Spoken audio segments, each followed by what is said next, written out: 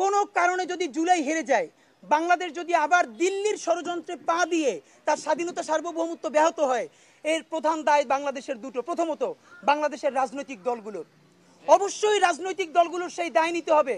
তাদের ঐক্য, এই ঐক্যের ভাঙনের কারণে, তাদের দূরদর্শিতার অভাবের কারণে আমাদের জুলাই হারিয়ে যাবে।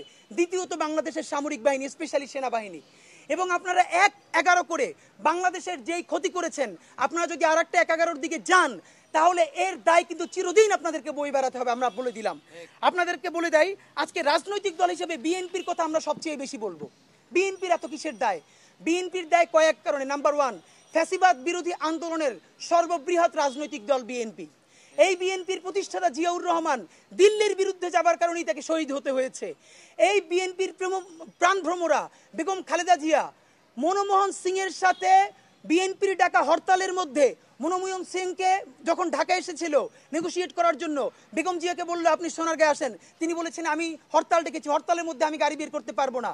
এটা দিল্লি থ্রেট হিসেবে নিল। বিএনপির বন্ধুরা আপনাদের মনে নাই, মনে করিয়ে দেই, বেগম জিয়া হরতাল ডেকেছেন, সেই সময় মনমোহন সিং এসেছে এবং বেগম খালেদা জিয়া বলেছেন হরতালের মধ্যে আমি গাড়ি বের করবো না।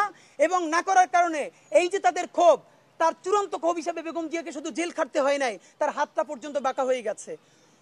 জিয়ার বিএনপি, খালেদা জিয়ার বিএনপি, এই বিএনপির প্রতি বাংলাদেশের স্বাধীনতা সার্বভৌমত্বের দায়ও বেশি, সুতরাং তাদের প্রতি আমাদের কথাও বেশি। নাম্বার 1, বিএনপি এখন পর্যন্ত নির্বাচন নিয়ে যতগুলো কথা বলেছে এর অলমোস্ট সবগুলো লেজিট, আমরা বুঝি এগুলো বৈধ।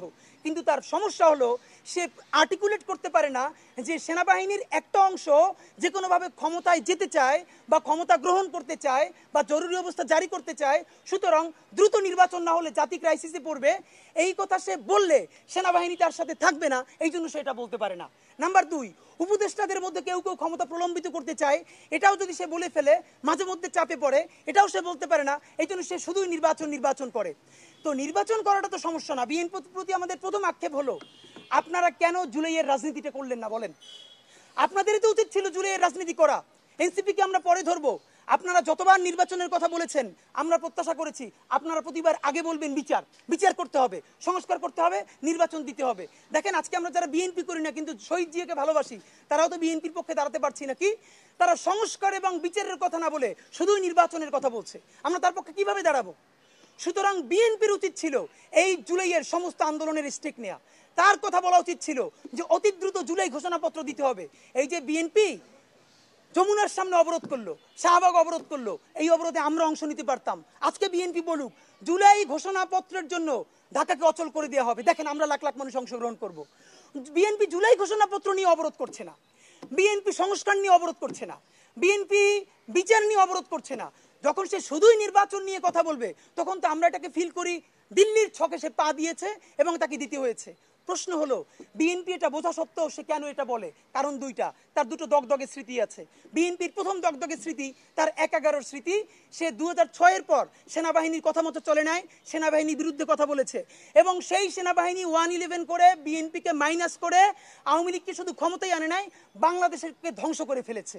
সুতরাং এবার বিএনপি সেনাবাহিনীর বিরুদ্ধে যেতে চায় না কোনোভাবে।